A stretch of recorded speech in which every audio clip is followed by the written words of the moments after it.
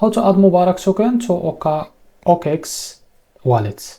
Now, as you can see, to be able to do that, make sure to go to the screener. It's available there. Now copy the token address from here. As you can see, this token address is under the BNB Smart Chain network. Now, to be able to add this token to OKX wallet, now open your wallet. As you can see, now we'll just log into my wallet first. Now after that, what you need to do, as you can see from here, now to be able to do that, as you can see, we'll be able to find a different tokens here. Click on manage crypto.